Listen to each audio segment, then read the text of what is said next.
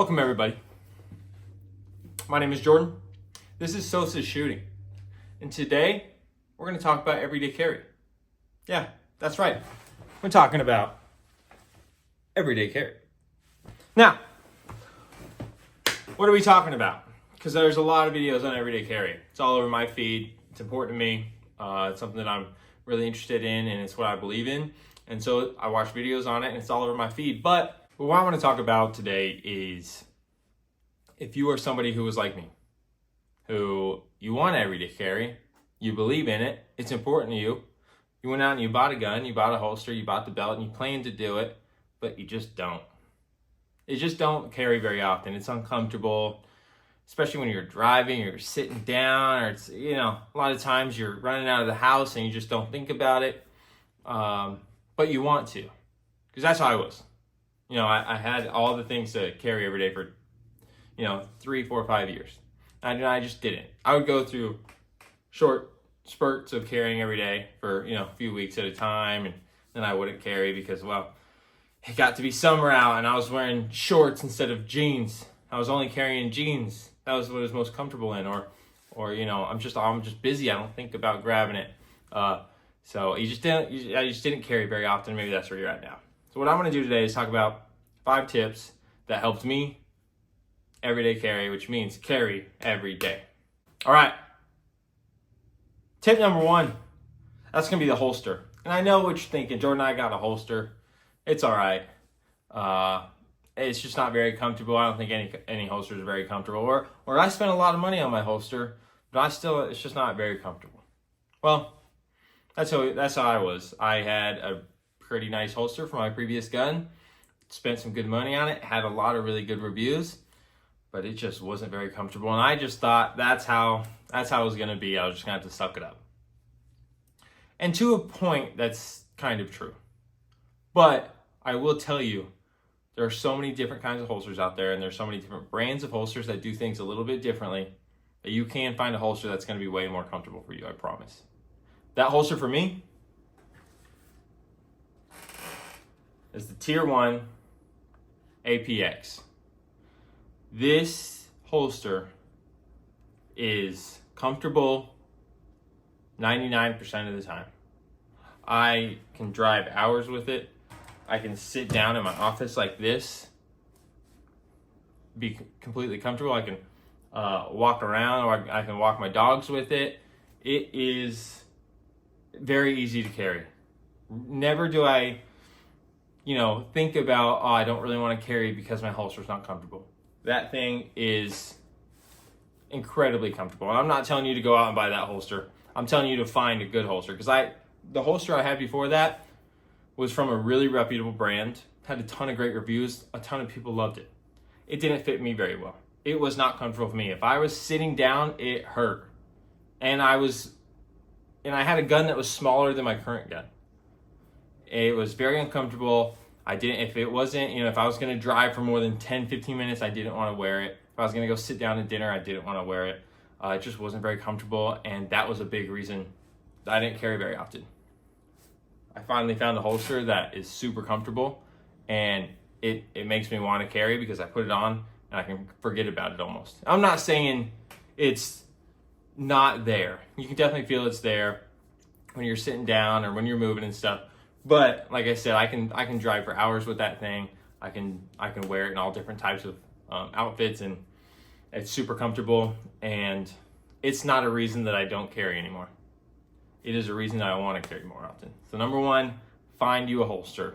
And I know it's hard to try on holsters. I get it. I know they're expensive. I get it. But this is your life, your family's life, that could potentially be, on the line.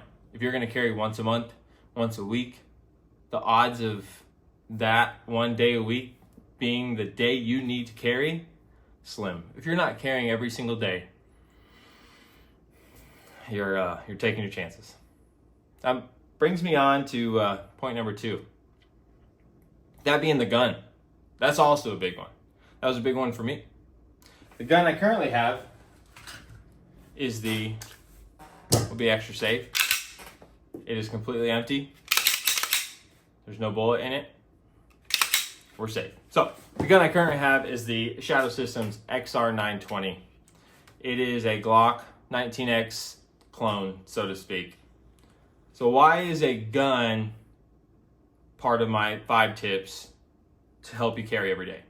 Well, for me, my previous carry gun, again, reputable brand, reliable, really a really good gun, but I didn't really enjoy shooting it.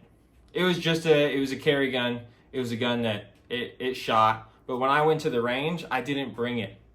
If I did, I shot 20 to 30 rounds through it. Instead, I wanted to shoot my other gun, which is the M&P 2.0. It was a 5-inch, had the full-size grip, and was super comfortable. I enjoyed shooting that. Now, I'm not going to carry a 5-inch M&P 2.0.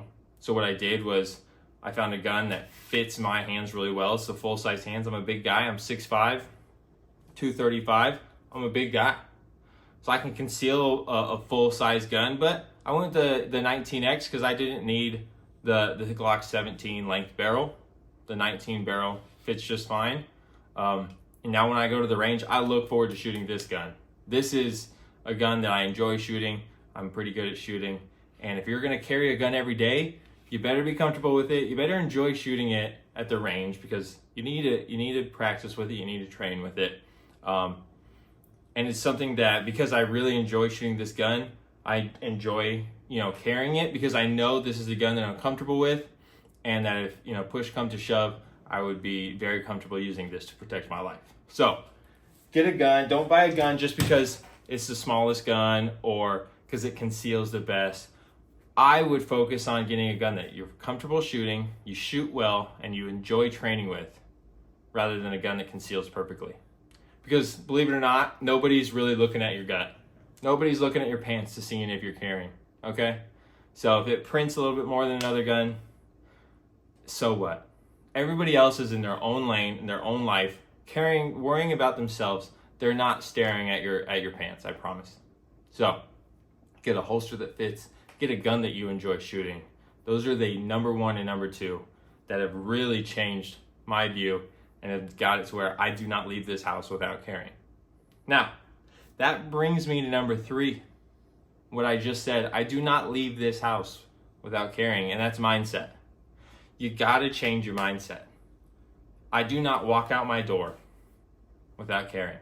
Whether that's going to the grocery store, going out to dinner, or if it's simply walking the dogs around the neighborhood. Now, if I'm wearing sweats or shorts, that don't have loops, I'm not wearing a belt, I'm not gonna carry with my holster, but there's other ways to carry. I bought a fanny pack. Yeah, it looks a little silly, but I've embraced it. Bought a fanny pack, I put it in there when we take the dogs around the walk, around our neighborhood. Other places I don't wanna take the fanny pack, maybe I don't wanna have my holster on, a backpack.